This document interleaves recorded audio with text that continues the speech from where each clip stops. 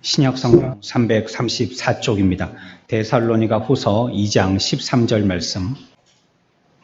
주께서 사랑하시는 형제들아, 우리가 항상 너희에 관하여 마땅히 하나님께 감사할 것은 하나님이 처음부터 너희를 택하사 성령의 거룩하게 하심과 진리를 믿음으로 구원을 받게 하심이니, 이를 위하여 우리의 복음으로 너희를 부르사 우리 주 예수 그리스도의 영광을 얻게 하려 하심이니라.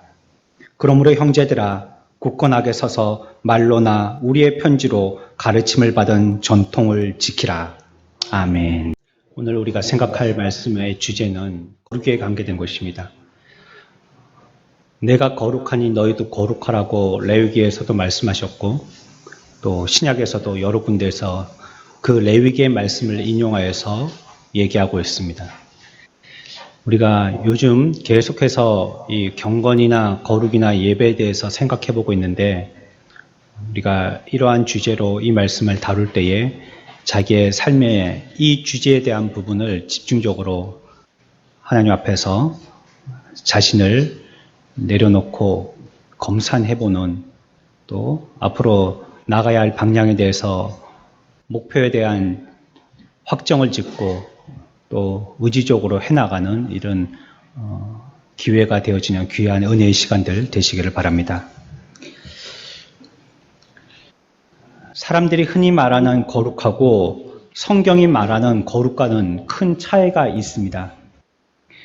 언제부터인가 거룩을 세상 사람들이나 종교인들이 얘기할 때에 생명력이 없는 전통주의를 거룩이다라고 얘기하였습니다. 또한 맹신적으로 따르는 이상주의를 의미할 때 거룩이라는 말을 쓰기도 했습니다. 늘 하는 습관적인 경건주의를 말할 때도 거룩이다라고 얘기하기도 했습니다. 한 번에 완전히 크게 바뀌게 될 걸 기대하는 미신적인 신앙을 의미할 때도 거룩이다라는 말을 쓰기도 했습니다. 사람들 앞에서 바리새인 서기관들처럼 자신의 의를 드러내려고 하는 엄격함을 나타낼 때도 거룩이라는 말을 쓰기도 했습니다. 또한 자유주의 신학자들이 감상주의를 얘기할 때도 거룩이다라는 단어를 사용하였습니다.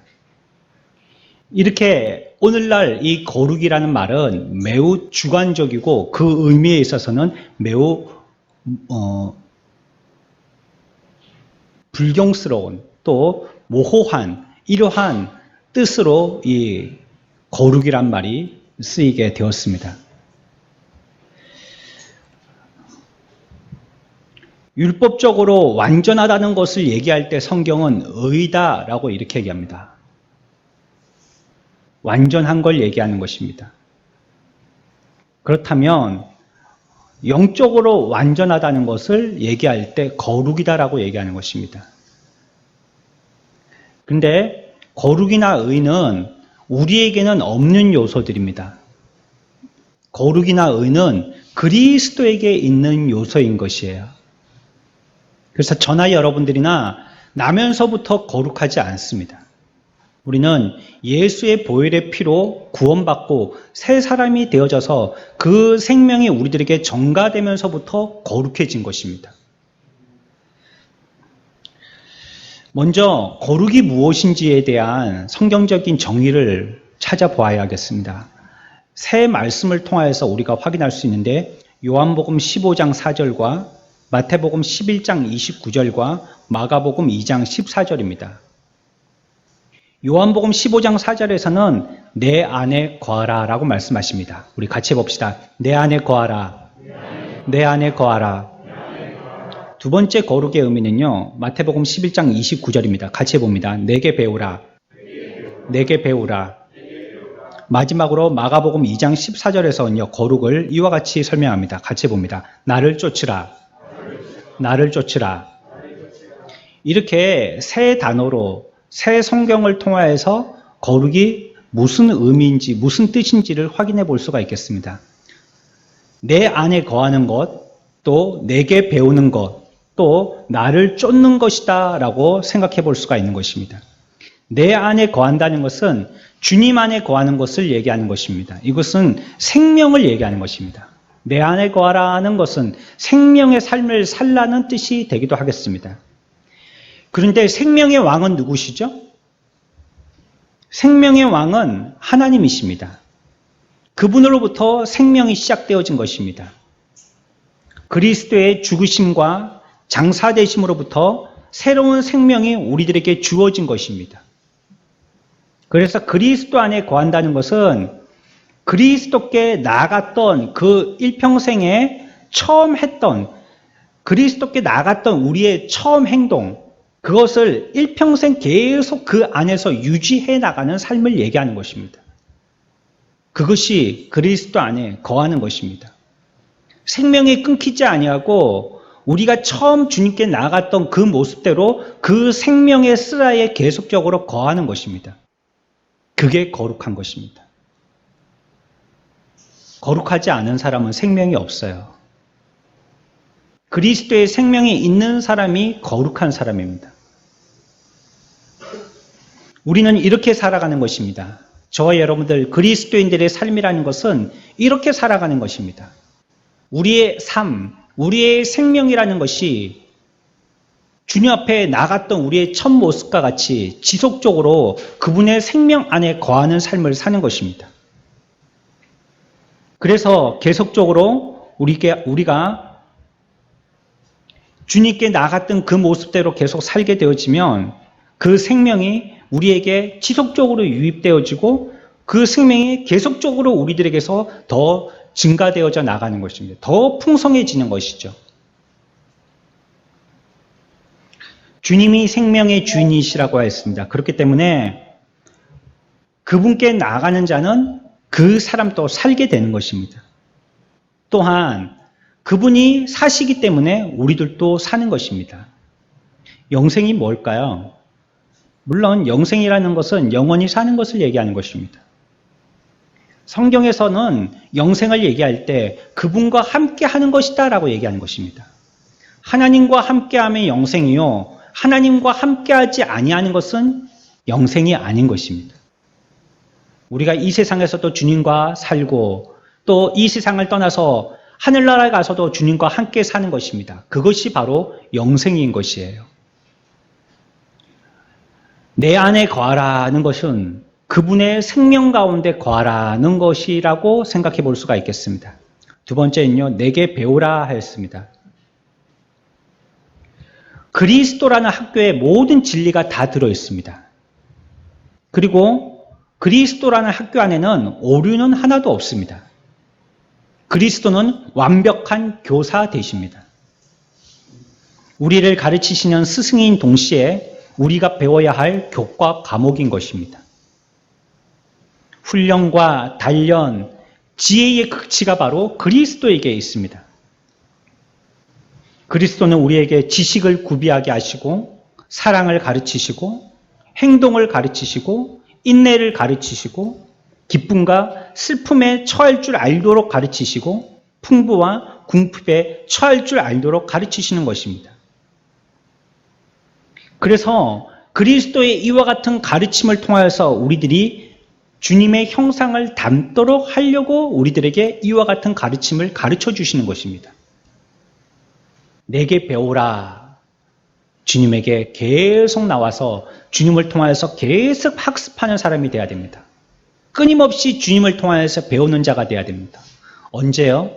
앞에서도 말씀드린 것처럼 여러분들이 행복하고 즐겁고 모든 일들이 만사 형통할 때도 배워야 되겠고요. 또 어렵고 힘들고 고통과 고난 속에서도 좌절 가운데서도 배워야 하는 것입니다. 주님을 끝까지 배우는 것입니다. 우리가 이전에 자유롭게 예배당 예배를 드릴 때 그때도 행복하고 좋았습니다. 하지만 지금 코로나로 인하여 가지고 우리의 예배의 모습들이 많이 제한받고 있는 이런 때에도 원망 불평할 것이 아니라 이때도 배워야 하는 것입니다. 하나님이 우리들에게 깨닫는 은혜의 기회를 이 시간을 통해서 우리들에게 주시는 것입니다. 세 번째는요, 거룩이라는 것은 무엇이라고요? 나를 쫓으라 라는 것입니다. 그분을 따라가는 것입니다. 예수님께서 십자가를 향하시면서 요한복음 12장 26절에 주변을 돌아보시면서 사람이 나를 섬기려면 나를 따르라라고 얘기했습니다. 주님을 섬기는 자라면 주님을 따라야 된다라고 얘기하십니다. 그리고 십자가의 영광 가운데 십자가를 지시고 이후에 부활하시고 영광 가운데 임하셔서 21장 22절에서 내게 무슨 상관이냐 너는 나를 따르라 하시더라 라고 얘기하십니다. 동일한 말씀을 두 번 십자가 전후 사건에 우리들에게 분명하고 확실하게 말씀해 주셨습니다. 그렇다면 우리들이 십자가를 따라 주님을 의지하는 삶을 살게 된다면 우리들이 취해야 할 행동은 분명하고 확실한 것입니다. 우리들은 주님을 따르는 것입니다. 어디를 가든지 그분이 무엇을 우리들에게 요청하시든지 우리의 삶 가운데 그분을 따르는 것입니다. 우리도 십자가와 면류관을 향하여서 나가면서 그리스도를 따라야 하는 것입니다. 따를 때 어떻게 따르느냐? 나 혼자만 따르는 것이 아니에요. 우리의 소명은 다른 사람들과 상관없이 혼자 신앙을 향유하는 것이 아닙니다. 나 혼자만 예수 잘 믿으면 되기 때문에 어디 저기 산골에 올라가서 혼자 성경 보고 기도하면 그것이 신앙생활 한 것이라고 생각할 수 있지만 그것은 이방 종교에서 얘기하는 것입니다. 우리의 소명은 사람들과 함께 사람들 가운데에서 주님을 섬기는 것입니다. 그리고 주님을 따르는 것입니다. 혼자 예수 믿기가 어렵지 않습니다. 나 혼자만 있다면 주님이 내게 말씀하신 대로 거침없이 살면 되죠.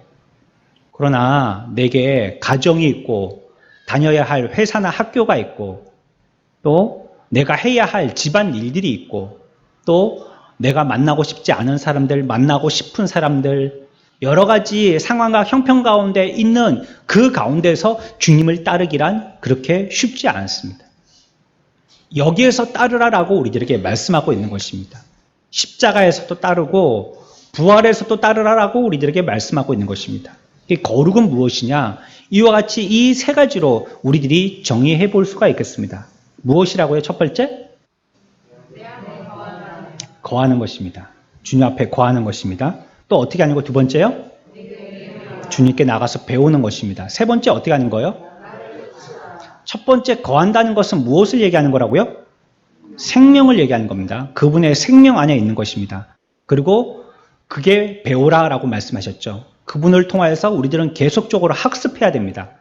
그리고 세 번째 어떻게 하라고요? 그를 쫓으라 했죠. 우리는 그분의 추종자들이 돼야 됩니다. 이 단어는 안 좋을 때 쓰는 말이긴 하지만은 주님을 따를 때는 추종이라고 얘기해야 됩니다. 주님을 끝까지 부인하지 않고 내가 따르고 싶을 때만 따르고 따르고 싫을 때는 안 따르는 것이 아닙니다. 끝까지 따라가는 것입니다. 무엇을 요청하시든지 우리들은 그분께 추종하며 따르는 것입니다. 그렇다면 이제 우리가 어떻게 하면 거룩해질 수 있는지의 방법을 몇 생각해 보겠습니다. 첫 번째는 거룩하고자 하는 사람들은 반드시 성령의 충만함이 필요합니다. 우리 같이 해봅시다. 성령 충만. 성령 충만. 이것은 하나님께서 우리에 대하신 뜻입니다. 우리의 거룩은요. 이 세상에서 우리가 살아야 될 이유가 바로 거룩을 위해서 사는 것입니다.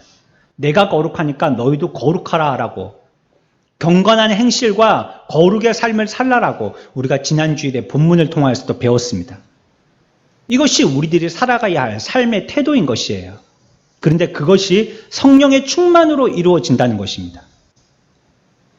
데살로니가 후서 우리가 읽었던 2장 13절에 성령의 거룩하게 하심과 거룩하게 하시는 것이 누구를 통해서 된다고요? 성령의 거룩하게 하심이라고 말씀하고 있습니다.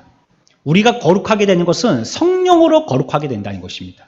그래서 우리가 거룩하기 위해서는 성령 충만이 반드시 필요한 것입니다. 영혼이 소생되는 일도 또한 우리가 거룩하게 되어지는 것도 성령의 거룩하심을 통해서 이룩해지는 것입니다. 성령께서는요, 내 안에서 역사하십니다. 그래서 우리가 성령의 능력으로 충만해지고요. 또 성령의 임재를 통하여서 충만해지고 전적으로 새로워지는 것입니다. 성령은 우리들에게 이성적으로 다가오셔서 논증하시고 또 우리들에게 논리로서 우리의 양심을 각성시키기도 하시지만요. 어떨 때에는 우리를 어루만지시고 감동시키시고 감화시키기도 하시는 것입니다. 뒤에 가서 조금 더 생각해 보겠지만 그렇기 때문에 성령과 친밀하고 성령을 부인하거나 성령을 염려시키는 행동을 해서는 안 되는 것입니다. 그러면 그 삶이 특별하게 죄를 짓지 않는다 할지라도 그 삶은 거룩지 못한 삶을 살게 되기 때문입니다. 그래서 우리가 거룩한 삶을 살기 위해서는 첫 번째 필요한 것이 무엇이라고요? 성령의 충만함이 필요합니다. 두 번째는요, 거룩하고자 하는 사람은요, 반드시 그리스도를 연구해야 됩니다. 같이 해봅시다. 그리스도를 연구. 그리스도를 연구. 우리가 애써서 거룩해지려고 노력한다고 자신을 거룩하게 만들 수 있는 것이 아닙니다. 나의 스스로의 노력함으로 자신이 거룩하게 만들어지지 않습니다. 거룩하게 되려고 하는 사람은요, 하나님의 말씀에 자기 자신을 흠뻑 적셔야지만 되는 것입니다. 그 말씀이 그분이 우리들을 거룩하게 하시는 것이에요. 예전에 중세 시대 때에는 그래서 스스로의 거룩에 힘쓰기 위하여서 금식하는 사람들이 있었습니다. 또 잠을 자지 않고 철야하는 사람들이 있었습니다. 또 스스로 고통을 자처하는 사람들이 있었습니다. 그렇게 하는 것이 거룩한 삶이다라고 얘기했기 때문입니다. 기도원에 들어가서 다른 사람들과 사회적인 교제를 단절하고 말하지 않고 노동하고 식사하고 기도만 하는 종교적인 삶에 빠져 살던 사람들도 있었습니다. 그러나 그 거룩의 삶은 생명에 얼마 가지 못했습니다. 그 참 거룩이 아니기 때문에 그렇습니다. 이와 같이 거룩이라는 것은 우리의 노력과 우리의 의지로 되는 것이 아닙니다. 내가 앉아서 성경 보고 내가 기도하고 CBS나 극동방송이나 CTS나 여러 목사님들의 설교를 듣고 혼자서 찬송하고 그러면 내가 거룩한 삶을 살 수 있다라는 착각에 빠지지만 그렇지 않습니다.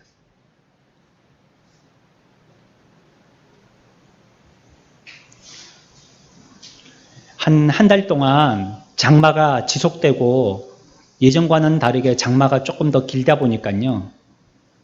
이 식물들이 잎이 노래져요. 가을 되면 식물들이 잎이 노래지고 잎들이 다 떨어지잖아요.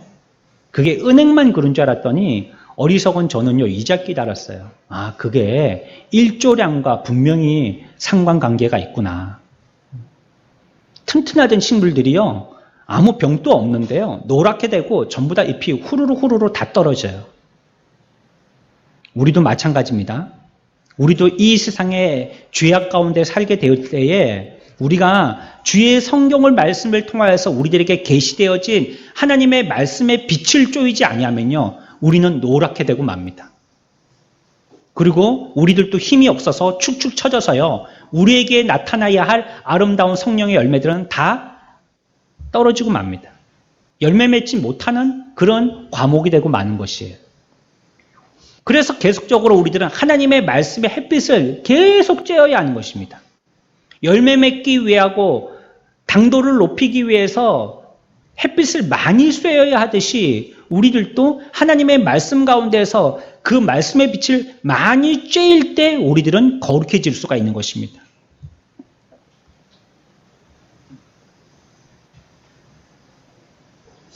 그렇게 됨으로써 우리들은 점점 더 순결해지는 것입니다.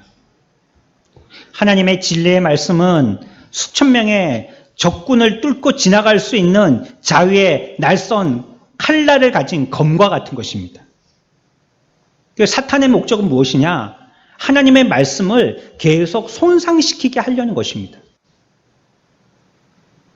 말씀의 권위를 떨어뜨리고 그 말씀에 대한 오류를 드러내게 하려고 하는 것입니다. 그래서 사람들로 통하여서 그 검을 가지고 전쟁하지 못하도록 하는 것이에요. 아무 무기도 없이 맨몸으로 사탄 마귀와 싸우게 뛰어들게 하려고 하는 것입니다. 그래서 하나님의 말씀을 자꾸 손상시키고요. 그 말씀의 완전함을 끝없이 비방합니다. 하지만 우리는 그 말씀을 더욱더 존귀하게 여겨야 되겠고 더 끊임없이 지속적으로 말씀을 사용해야 합니다. 그래서 여러분들의 입에서 이 말씀이 끝이 나지 않도록 해야 됩니다. 계속적으로 말씀이 나오도록 해야 돼요. 언제부턴가 우리의 입에서 세상적인 말이 나오고 세상적인 염려와 한숨이 나오고 세상의 관심이 내 입에서 더 성경보다 말이 많이 나올 때 우리들은 덜 거룩해지는 것입니다. 하나님의 말씀에는 초인적인 힘이 있습니다. 초자연적인 힘이 있습니다. 하나님의 말씀은 전능하신 하나님의 능력에 연결되어 있고 하늘의 은혜가 흘러내리는 수도관에 연결되어 있는 것입니다. 그것이 하나님의 말씀입니다. 그래서 우리들은 이 성경을 지속적으로 읽고 공부하고 그 말씀 가운데에 거하여야 하는 것입니다. 그래야지만 능력 있는 삶을 살 수 있고 그래야지만 은혜의 삶을 살 수 있는 것입니다. 말씀 없이 우리가 말씀을 학습하지 아니하고 관심을 기울여서 알려고 하지 아니하고 예전날 자기가 언제 때 하나 아는 것 가지고 그것만 가지고 사용하려고 해서는요 우리의 무기는 너무나도 구식이 되고 마는 것입니다. 사탄 마귀는 우리들에게 최신의 무기로서 공격을 하는데 우리들은 그와 맞싸워 싸울 수 있는 최신의 무기가 없고 전부 다 구식의 무기들 뿐이에요. 그렇다면 그 전쟁은 해보나 마나인 것입니다. 여러분들이 가지고 있는 성경을 귀하게 여기십시오. 성경책 자체에서 신비스러운 에너지가 나오는 것은 아니지만 하나님의 말씀이 능력이라고 했습니다. 그 말씀이 하나님의 은혜를 우리들에게 끼치게 하는 파이프라고 했습니다. 말씀을 곁에 두고 기회한 되시면 자꾸 읽으십시오. 하나님의 말씀은 상한 심령을 회복시키시고 영혼을 치료하시고 소생케 하시고 강하게 하시며 정결하게 하는 것입니다. 이 세상에 어떤 약이 최신의 약이라고 떠들어대지만 성경에 신약 구약만큼이나 귀한 약은 없습니다. 이것이 우리의 모든 영적인 질병을 치료하는 만병통치약인 것입니다. 그러나 육신들은요, 이 약을 먹고자 하지 않습니다. 병이 든 사람일수록 성경을 멀리하는 습관을 가집니다. 자기를 이기고 병을 이기고 건강하기 위해서는 밥 먹듯이 약을 먹는다는 말처럼 밥 먹듯이 약을 성경에 있는 진리의 말씀의 약을 먹어야 합니다. 다른 길로, 다른 방법으로, 다른 식으로 해결할 수 있는 것은 없어요. 오직 말씀으로만 치유받을 수 있는 것입니다. 세 번째는요, 우리가 거룩하게 하려면요, 반드시 싸워야 합니다. 같이 해봅시다. 싸워야 한다. 싸워야 한다. 주님은 우리들에게 검을 주러 오셨다라고 말씀하셨습니다. 그래서 가족 간에 싸우게 만들고 형제 간에 싸우게 만든다는 거예요. 그러면 하나님은 불화의 하나님이냐? 그렇지 않은 것이에요. 디모데전서 6장 12절에 믿음의 선한 싸움을 싸우라라고 말씀하고 있습니다. 우리가 싸울 싸움은 형제 간에 부모 자식 간에 욕심을 가지는 쟁투적인 싸움이 아니라 믿음의 선한 싸움을 싸우라는 겁니다. 거룩하고자 하는 사람은 반드시 무릎으로 싸워야 됩니다. 기도하여서 싸우는 자가 돼야 됩니다. 정신을 차리고 근신하고 기도해야 합니다. 하나님의 전신갑주를 입고 싸워야 합니다. 여러분들이 연약해서 못 싸우겠다고요? 그거는 변명입니다. 이 전쟁은 힘 있는 자가 승리하는 전쟁이 아니라 오히려 연약한 자가 승리하게 되는 전쟁입니다. 그래서 연약한 자일수록 승리할 확률이 훨씬 높습니다. 이 전쟁은 연약한 가운데 치르는 전쟁입니다. 승리는요, 아무 힘도 없는 무력한 자에게 주어집니다. 그것이 성경적인 승리입니다. 그래서 나는 아무 힘이 없다고, 나는 싸울 만한 에너지가 없다라고 얘기하는 것은 자기가 지금 기도하지 않고 있다는 뜻입니다. 우리는 우리가 싸워서 이기는 것이 애초에 아니라고 말씀드렸습니다. 그리스도로 말미암아 넉넉하게 싸워서 이기는 것이기 때문에 처음에 전쟁을 할 때부터 우리의 승리는 예상되어 있는 승리인 것입니다. 이겨놓고 전쟁을 하는 것입니다.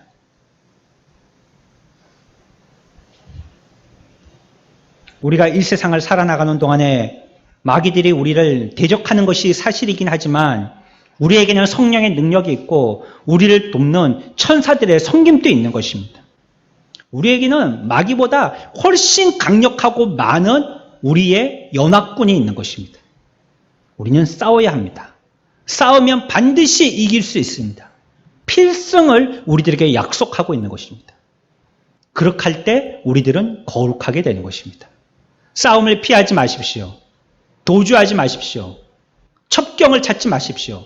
예수 믿는 왕도는 따로 없습니다. 정로로 성경의 말씀을 가지고 기도하여서 해결하는 수밖에 없습니다. 어느 때부턴가 교회에서요 편법을 가르쳐주기 시작합니다. 예수 쉽게 믿는 법, 노력 안 하고 복 받는 법, 기도하지 않고 은혜 가운데 사는 방법. 초보적인 이제 그들이 만든 새로운 종교 안에서나 나올 만한 그런 말들로 교인들을 현혹시킵니다. 거짓의 영입니다. 그렇게 되는 법은 없어요. 하나님의 방법으로 말고는요, 하나님의 뜻대로 살아갈 수 있는 해결책은 없는 것입니다. 사탄 마귀는 우리들을 계속 겁줍니다. 너는 안 된다, 못한다, 네 봐라. 옛날에 그랬는데 또 그렇지. 계속 여러분들을 충동질할 것입니다. 그 마음과 협상하지 마십시오. 정치인들처럼 그 마음과 같이 거래하지 마십시오. 맞서 싸우십시오. 이 전쟁은 반드시 예수 그리스도를 통해서 우리들에게 승리하는 전쟁이라고 말씀하고 있기 때문입니다. 두려워하지 말고 나가서 싸우기만 한다면 그 전쟁은 이기는 전쟁인 것입니다. 그래 할 때 우리들은 거룩해지는 것입니다. 네 번째는요, 거룩해지려면 근신해야 됩니다. 같이 해봅시다. 근신하라. 근신하라. 고린도전서 16장 13절에 깨어 믿음에 굳게 서서 남자답게 강건하라 라고 말씀하고 있습니다. 깨어서 믿음에 굳게 서라는 것입니다. 우리들에게 약속하신 말씀에 굳게 서라는 것입니다. 자기의 기분이나 감정이나 나의 체험을 내세우지 말고 말씀에 굳게 서라는 것입니다. 말씀의 기둥을 받고 뿌리를 내리라는 것입니다. 강건하게 말씀으로 의지해서 살아라라고 성경은 얘기하고 있는 것입니다. 어둠의 자식들은 어떻게 합니까? 흑암 속에서 잠자든지 삐틀거리든지 합니다.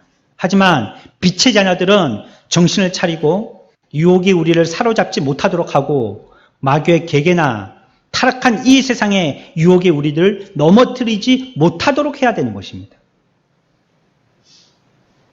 우리 앞에 주어진 경주를 민첩함과 인내로 경주하고 우리의 두 눈은 주 예수의 다시 오심과 그의 나라를 향하여서 고정시켜야 하는 것입니다.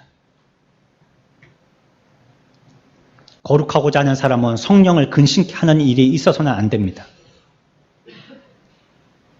성령의 충만하심과 성령의 그리스도를 통한 성령의 충만하심은 교회의 권리입니다. 우리들은 충만해야 합니다. 또 우리들은 충만해질 수가 있는 것입니다. 이것을 야곱과 같이 죽 한 그릇에 팔아넘기는 잘못을 범해서는 안 될 것입니다. 우리에게 주신 것을 그 충만함을 소유하고 누리는 일들에 우리가 책임을 지고 이 일에 애써 노력해야 되는 것입니다. 여러분들 거룩해지려면 근신하십시오. 성령으로 충만하기 위해서 애쓰십시오. 여러분들이 달려가야 할 길이 무엇인지를 바라보십시오. 그리고 우리가 마지막까지 꼬림에 들어갈 때까지 쉬지 말고 달리십시오. 그리고 달릴 때 힘들고 피곤하더라도 인내하고 참으십시오. 그 삶이 거룩의 삶이 되는 것입니다. 다섯 번째는요, 거룩해지려면요, 죄를 멀리하고 사랑의 빛을 갚아야 합니다. 같이 해봅시다. 죄를 멀리하고 사랑의 빛을 갚으라. 사랑의 빛을 갚으라. 그리스도인들은 죄를 대수롭지 않게 여기면 안 됩니다. 그것 뭐 한 개 가지고, 그거 한 주 빠지는 것 가지고, 그것 뭐 하루 기도 안 한 것 가지고, 그것 뭐 한 장 성경 안 읽은 것 가지고, 그건 뭐 양심을 갖다가 쓰지 않고 내 육신의 소망대로 한 것 가지고, 그건 뭐 내가 뭐 가르쳐 주신 성경의 말씀대로 안 하고 그냥 내 기분 감정대로 한번 한 거 가지고. 교통사고가요, 1초에 순간에 일어나는 것입니다. 교통사고 나보신 분들은 아실 거예요. 내가 조금만 더 주의했으면 하는 후회가 바로 사고 나자마자 듭니다. 내가 한 번만 더 볼 걸, 내가 속도를 조금만 죽일 걸, 교차로에서 한 번만 더 서서 좌우를 살펴볼 걸, 그런 후회가 막 밀려오죠. 순간 사고는 나고 마는 것입니다. 다행히 하나님께서 은혜를 주셔서 저와 여러분들은 살아서 사고가 났더라도 이 시간에 예배하고 있습니다. 하지만 사고 나서 유명을 달리하는 사람들도 있습니다. 순간입니다. 우리는 지금 예배를 이렇다 저렇다라고 불평하면서 예배 드리지만, 여러분들 순간 인생의 세월은 화살과 같이 지나가고요. 여러분들이 드리고 싶어도 못 드릴 수 없는 예배의 시간대가 오고야 마는 것입니다. 지금처럼요. 또 여러분들의 육신이 연약해져서 더 이상 움직일 수 없어서 예배가 사모되어질 때가 있는 것입니다. 그때는 지금과 같이 자유롭게 두 발로 나와서 찬양하고 예배 드리던 때가 매우 그리울 것입니다.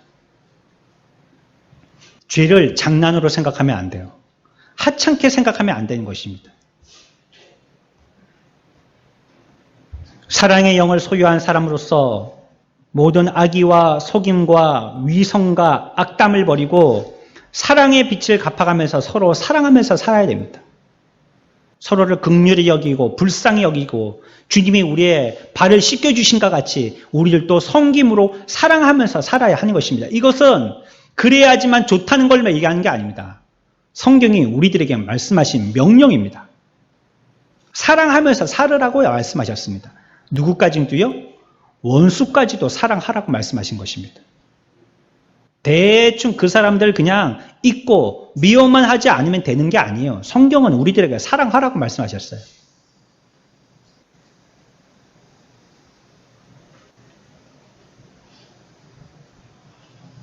여섯 번째는요, 시대의 유혹을 멀리하고요, 견고하게 서야 됩니다. 같이 봅시다. 시대의 유혹을 멀리하라. 시대의 유혹을 멀리하라. 옛 시대의 성도들처럼요, 구별된 삶을 살아야 됩니다. 오늘날 현대 기독교인들이 왜 이와 같이 능력이 없어졌습니까? 능력이 없어진 시작은요, 우리들이 구별하지 않은 때부터였습니다. 세상과 교회가 구별이 없어졌어요. 세상 사람들과 성도가 구별이 없어졌어요. 그들이 추구하는 것을 우리들도 똑같이 추구하면서부터, 그들이 시간 쓰는 것을 우리가 똑같이 시간 쓰면서부터, 그들이 욕심내는 걸 똑같이 우리들도 욕심내면서부터 우리들에게 대한 능력이 전혀 없어진 사람이 되었습니다.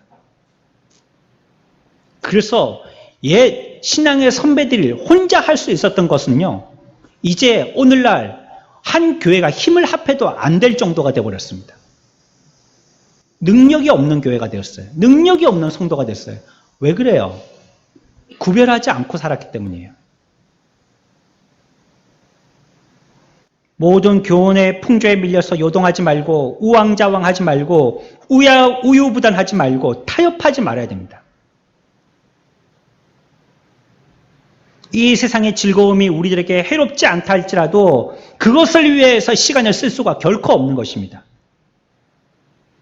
그것을 통해서 우리의 예복을 시커멓게 더럽힐 수가 없는 것이에요. 그래서 세상과는 멀리 떨어지는 것입니다. 이 세상에 사람들이 늘어놓는 뉴스와 그들과 뭉쳐다니면서 쓸데없는 잡담하는 것을 나쁘게 여기고 이 시대의 경박한 문화를 경계해야 됩니다. 왜 오늘날의 어른들이 아이들 세워놓고 유행가 할 때 잘했다고 용돈 줍니까? 그게 뭐가 잘한 거예요? 뜻도 이유도 모르는 걸 갖다가 노래 부르고 세상에 허무하다, 세상은 나약하다, 너는 실패자다라고 얘기하는 세상의 노래를 왜 잘했다고 그 노래를 부르는 사람, 그 아이들에게 왜 용돈 주냔 말이에요. 왜 그런 걸 가르치고 그걸 잘했다라고 얘기하냔 말이에요. 그래, 앞으로 그렇게라도 해서 하나님께 영광 돌려. 하나님께서 그런 통한 영광을 받으시겠어요? 왜 세상 뉴스가 우리가 말씀하여 주시는 성경에 임팩트한 우리들에게 충격적인 말씀보다도 우리들에게 더 크게 느껴지는 겁니까? 연일 TV를 틀고 라디오를 틀면 코로나 뉴스는요, 끊임없이 반복되고 있습니다. 지금 거의 넉 달, 5달, 6달째 끊임없이 하루와 같이 똑같이 코로나 뉴스가 계속되고 있습니다. 우리의 일상은 이제 일기예배를 보듯이 코로나 뉴스에 대해 귀를 기울이는 시대가 됐어요. 그럼에도 불구하고 하나님의 말씀에는 그와 같이 관심을 가지지 않는 시대도 된 것이에요. 우리의 복음과 위선과 건강이 더 커요. 그것을 주장하시는 하나님에 대해서는 별로 관심이 없는 것입니다.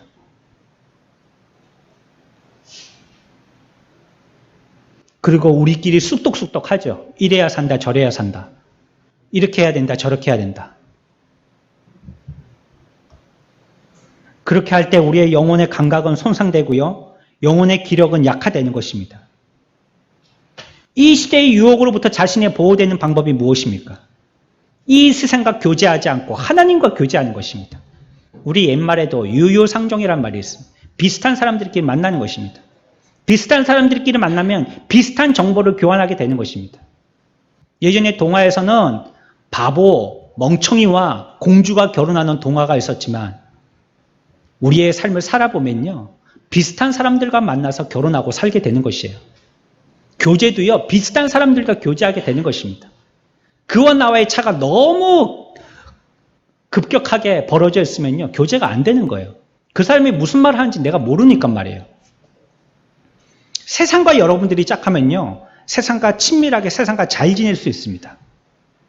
그렇지만 하나님하고는 거리가 멀어지는 것이에요. 그러면 우리가 거룩하기 위해서는 자꾸 하나님과 교제해야 되는 것입니다. 앞에서 어떻게 교제하라고 했습니까? 무릎으로 교제하라고 했죠. 말씀 가운데 교제하라고 그랬죠. 말씀의 햇빛을 계속적으로 쬐이라고 그랬죠. 그러면 그 말씀과 교제하고 친밀해지고 그 말씀과 말이 통하기 시작하는 것입니다. 오직 하나님과 친밀함만이 이 세상과 친밀해지는 것을 막을 수 있습니다. TV 드라마와 성경을 겸하여 보지 말고 기도실과 노래방을 함께 출입하지 말아야 합니다. 하나님과 세상을 함께 섬기려고 하지도 말고 두 신을 함께 모두 경배하려고 하지도 말아야 됩니다. 두 개의 제단에 무릎을 꿇려고 해서도 안 되는 것입니다. 그것이 우상을 섬기는 것입니다. 하나님을 안 섬기고 다른 신을 섬기는 것이 우상을 섬기는 것이 아니에요. 하나님과 다른 것을 같이 섬기는 것이 우상입니다. 우리가 예배하러 나왔는데 우리의 마음은 또 콩밭에 가 있어요. 지금 하나님을 섬기는 것이 아니고 우상을 섬기고 있는 것입니다. 내 마음에 여전히 염려와 근심과 걱정이 있어요. 다 내려놓으라고 하고 있지만 여전히 자기가 쥐고 있어요. 두 마음을 품고 있는 것입니다. 우상을 섬기고 있는 것이에요.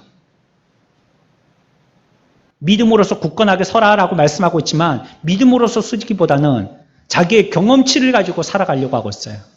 우상을 섬기고 있는 것입니다. 우리가 거룩해지기 위해서는요. 시대적인 유혹을 멀리해야 합니다. 세상에서 무엇을 말하든지 세상에 귀 막고 하나님의 음성에 귀 기울여야 하는 것이에요. 그래야지만 우리가 가야 할 방향을 잡을 수가 있는 것입니다. 7번째는요. 옛 자아를 경계하고요. 진실한 사람이 돼야 됩니다. 같이 해봅시다. 옛 자아를 경계하고 진실한 사람이 되라. 어떤 모습으로 나타나든지 옛 자아는 여러분들이 나타날 때 알게 됩니다. 예를 들자면 나태함, 분노, 시기, 미움, 사조직, 감정 위주, 게으름, 탐욕, 변덕, 자만심, 권세욕, 교만, 욕망 이런 모습으로 나타났는데 이거 외에도 여러 다양한 모습으로 여러분들 가운데 올라올 수 있습니다. 그것을 여러분들이 양심으로 압니다. 이것이 나의 옛 자아라는 것을 그리스도의 성품으로 다듬어지지 아니한 옛 나의 모습이라는 것을 우리들은 압니다. 이런 것을 나타내지 않도록 경계해야 하는 것입니다. 시간을 아끼고 동시에 서두르지 말아야 됩니다. 침착하고 명랑하고 솔직하고 친절하고 사심 없고 다른 사람들에 대해서 사려 깊게 행동해야 합니다. 우리가 만나는 사람들을 사랑하고 그들을 불쌍히 여기고 나보다 낫게 여기고 겸손히 조심히 대해야 합니다. 또한 그리스도의 제자답게 행동해야 되는 것입니다. 우리의 삶은 말씀을 따라서 일관되어진 삶이 돼야 됩니다. 이럴 때는 이럴 때, 저럴 때는 저럴 때, 내 편하고 나의 위주로, 나에게 유리하도록 자꾸 말과 행동을 바꾸는 것이 아닙니다. 그리스도와 우리들은 교제하고 있다는 것을 사람들에게 나타내 보여야 하는 것입니다. 아, 저 사람은 예수 믿는 사람 같은데? 라고 느낌이 가도록 해야 되는 것이에요.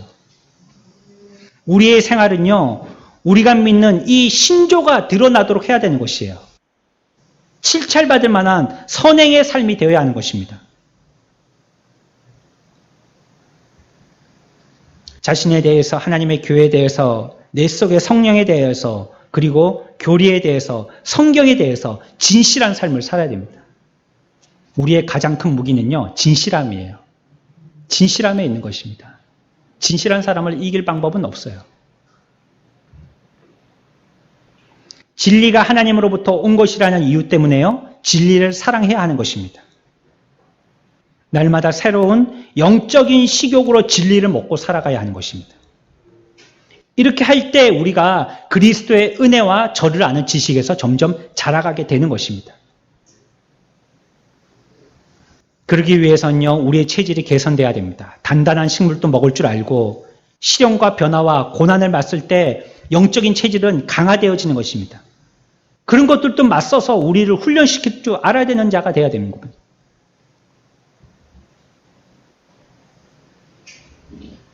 과거에 진리였던 것은 지금도 진리고요. 앞으로도 영원히 진리일 것입니다. 그러므로 이 모든 사실을 우리가 알고 더욱더 그것대로 믿고 따라가는 것이 중요한 것입니다. 8번째는요. 같이 봅시다. 과거를 반복하거나 모방하지 말라. 예습상에 젖어서 과거의 삶을 그대로 반복적으로 살지 말라는 것입니다. 성령이 하시는 일은 죽은 조각상을 깎는 일이 아닙니다. 성령이 하시는 일은요, 생명을 창조하시는 일입니다. 죽은 것은 가만히 활동하지 않습니다. 가만히 있죠. 움직이지 않습니다. 그렇지만 살아있는 것은요, 왕성하게 활동하는 것입니다. 과거를 반복한다는 것은 죽은 것과 같이 사물을 조각하는 것과 같은 거예요. 옛날에 깎아놓은 거 그대로 보는 것입니다. 우리도요, 편하기는요, 조화를 갖다 놓으면 훨씬 편해요. 안 그렇겠어요? 물 줄 필요가 있겠어요? 해를 보일 필요가 있겠어요? 뭐 어디 벌레 잡을 필요가 있겠어요? 뭐 그것 가지고 여기저기 뭐 환경이 좋나 나쁘나 뭐 바람이 잘 통하나 이런 거 신경 쓸 필요가 있겠어요? 조화를 옆에 갖다 놓으면요, 뭐 1년 내내 신경 안 써도 돼요. 하지만 거기는 생명이 없어요. 왕성한 생명력은 없는 것입니다. 침묵이나 죽음은 언제나 똑같은 모습을 갖고 있습니다. 우리의 신앙이 똑같은 모습을 갖고 있다면 우리들은 지금 과거의 모습을 답습하고 있는 잠들어 있거나 죽은 것입니다. 살아있는 사람은요, 왕성한 생명력이 여러분들의 삶을 통해서 나타나야 됩니다. 어린아이를 보십시오. 가만히 있습니까? 어린아이들이 5분을 가만히 있습니까? 가만히 있지 못합니다. 왜요? 생명의 에너지가 왕성하기 때문입니다. 죽은 시체는요, 아무리 맛있는 거 사주고 좋은 얘기 해줘도요, 가만히 있습니다. 때리고 꼬집고 욕해도요, 가만히 있습니다. 생명이 없기 때문이에요. 영적인 생명을 소유한 사람은요, 단조롭고 반복적인 것을 계속적으로 행하기를 기뻐하지 않습니다. 생동감이 있고요, 다양함이 있는 것이에요. 우리를 소생시키는 것은 오직 성령의 손으로만 가능한 것입니다. 우리 안에 존재하는 악은 그 힘이 너무 강하기 때문에요, 하나님의 전능하신 능력이 아니면 우리들은 그것을 꺾을 수가 없습니다. 오직 성령 하나님께만 우리를 거룩하게 하실 수가 있는 것입니다. 인생은 한 번이 아닌 수많은 전투를 합니다. 인생은 수많은 승리도 맛보지만요, 수많은 실패도 맛봅니다. 그래서 한 번의 전투에 실패했다고 너무 불안해하거나 침울해하지 않도록 해야 하는 것입니다. 다음에 승리할 수 있는 기회가 우리들에게 남아있기 때문에 그렇습니다. 도주하거나 사기 저하해서는 안 됩니다. 다음의 전쟁에 이기면 되는 것입니다. 어떤 사람이든지 그리스도인의 삶을 진실되게 살면 그 사람의 삶은 위대한 삶인 것입니다. 가난하든지 부자든지 아이든지 어른이든지 그 삶은 처음부터 숭고한 삶인 것입니다. 그래서 우리가 거룩해지기 위해서는 과거를 반복하든지 과거의 모습을 답습하는 삶을 살아서는 안 되는 것이에요. 새롭게 창조하신 새 생명을 넣어주신 성령의 능력으로서 우리들은 끝없이 생명력 있는 삶을 살아야 되는 것입니다. 마지막 9번째입니다. 같이 해봅시다. 밝은 빛으로 살라. 밝은 빛으로 살라. 어르신들이 연세가 드셔서 전기세 아끼시느라고 집에 가면 전부 다 어두컴컴하게 사십니다. 그러면 안 돼요. 연세 있으신 분일수록 집을 환하게 살아야 됩니다. 왜? 눈도 어둡고 감각도 떨어지기 때문에 거기다가 불까지 어두워지면 사고 나기 쉽상입니다. 환해서 사물이 잘 파악돼야 됩니다. 이것처럼 우리들도 어두워지면요 더 어둡게 살려고 그래요. 어두워진 사람은요 더 어두워지려고 그래요. 하나님의 영광의 빛에서 더 도망칩니다. 그러나 그러면 안 돼요. 앞에서 배웠죠? 사기 저하하고 도망치면 안 되고요. 빛으로 나가야 되는 것입니다. 한 달 장마가 되니까 우울증의 지수가 훨씬 높아졌다고 그래요. 나도 모르는 사이에 해를 안 쬐니까요 우울해지는 겁니다. 그러니까 노래해서 풀려고 하고 술 먹어서 풀려고 하는 겁니다. 그러니까 뭐 막걸리 파는 횟수가 막걸리 파는 그 판매량이 훨씬 늘고 노래방에서 노래 부르는 횟수도 훨씬 늘고 그렇다는 거예요. 신문에서 나온 통계입니다. 어두워지니까 더 어두운 데로 찾아가는 것입니다. 하지만 그리스도인은 그런 방법을 쓰는 것이 아니에요. 그럴수록 빛으로 나와야 되는 것이에요. 빛 가운데 거해야 하는 것입니다. 그리스도의 행실은 올곧고 순수한 광선 같아야 합니다. 주님이 참 빛이시기 때문에 우리를 통하여서 그 빛이 나오도록 해야 되는 것입니다. 그 빛을 비춰야 하는 것이에요. 우리의 빛이 가냘픈 빛이라 할지라도 확실하고 순결한 빛임을 알고 그 빛을 우리에게서 반사시켜야 하는 것입니다. 그래서 세상 사람들에게 말해야 됩니다. 지금은 밤이라고요. 여러분들이 가지고 있는 빛을 통하여서 세상이 지금 밤이라는 것을 알려주어야 하는 것입니다.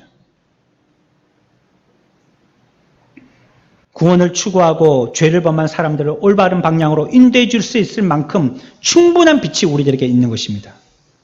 하지만 온 세상을 다 밝힐 수 있는 빛은 없어요. 그 일은 예수 그리스도만 하실 수 있습니다.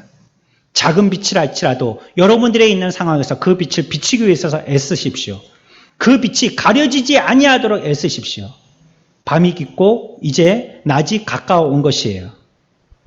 낮이 되어서 우리의 빛은 결코 구름에 가려지거나 저물어지지 아니하는 것입니다. 우리는 그 빛을 나타내어야 하는 것입니다. 거룩은 이와 같은 삶을 통해서 거룩해지는 것입니다.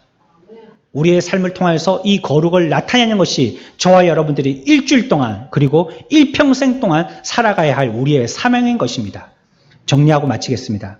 우리가 거룩해지기 위해서는요. 첫 번째 어떻게 해야 된다고요? 성령으로 충만해야 되는 것입니다. 두 번째는요. 어떻게 된다고요? 그리스도를 연구하십시오. 앉아있지 마시고요. 성경을 읽고 말씀을 공부하십시오. 세 번째는 거룩해지기 위해서는 반드시 어때야 된다고요? 지거나 밀리지 마십시오. 꼬리를 빼고 수에 겁먹지 마십시오. 맞서 싸우면 승리는 분명한 것입니다. 네 번째는 어떻게 된다고요? 근신해야 합니다. 어떻게 해요? 믿음으로써 근신한 자들이 돼야 됩니다. 민첩하게 인내하면서 내가 나가야 할 방향이 무엇인지 목표 지점을 향해서 다름질 치십시오. 다섯 번째는 어떻게 된다고요? 죄를 멀리하고 사랑을 쓰십시오. 우리들은 위기가 기회인 것입니다. 이럴 때 오히려 더 힘있게 나가는 것입니다. 안 된다 할 때가 된다는 때이는 것이에요. 그게 그리스도인들입니다. 죄를 멀리하십시오. 그리고 멀리하는 것으로만 만족할 것이 아니라 오히려 그 사람을 사랑하십시오. 사랑의 방법을 쓰십시오. 그것이 그 사람에게 상을 베푸는 것입니다. 그의 얼굴이 뜨끈뜨끈해질 것입니다. 여섯 번째는 거룩해지려면 어떻게 된다고요? 유혹을 멀리해야 되는 것입니다. 여러분들에게 계속 오늘 밤 하루 나와 함께 즐기자라고 손짓할 것입니다. 그러나 그 유혹을 떨치지 아니하고서는 우리는 거룩한 신부가 될 수 없는 것입니다. 일곱 번째는 어떻게 된다고요? 옛자아를 경계하고요. 진실한 사람이 되십시오. 옛날의 모습이 나에게 스물스물 올려오려고 할 것입니다. 여러분들에게 타협하자고 할 것입니다. 그러면 편하기 때문에 쏙 시원할 것이기 때문입니다. 하지만 그렇게 하면요, 우리는 거룩해질 수가 결코 없습니다. 진실한 사람이 되십시오. 말씀이 뭐라고 얘기하는지 말씀대로만 살면요, 바보 같지만 총명하고 그 사람을 이길 만한 사람이 세상에 없을 만한 탁월한 사람이 되는 것입니다. 8번째는요, 어떻게 해야 된다고요? 반복하거나 모방하지 마십시오. 옛날에 내가 어떻게 했던 거, 그 모습에 갇혀서 끝없이 그러한 삶을 살려고 하지 마십시오. 예수 믿는 사람은 날마다 새로워져야 된다고 성경은 얘기하고 있습니다. 여러분들에게서 발견하지 못하였던 성령의 열매들이 99세, 100세 먹은 우리의 모습을 통해서 나타나야 되는 것입니다. 9번째는 어떻게 해야 된다고요? 밝은 빛에 거해야 된다는 것입니다. 세상적으로서도 밝은 데 거하십시오. 밝은 도시일수록 범죄율도 떨어진대요. 그래서 거리에다가 사람도 없는데 불을 켜놓는 것입니다. 범죄율 떨어뜨리느라고. 예수 믿는 우리들은 더더욱 그렇습니다. 어두운 분위기 가운데 가지 마시고 또 어두운 가운데 즐기지 마시고 어두움을 기뻐하지 마십시오. 빛 가운데 살아서 우리를 통하여서 거룩한 삶이 되어서 주님께 영광 돌리는 저와 여러분들의 삶들이 되시기를 축원합니다. 잠시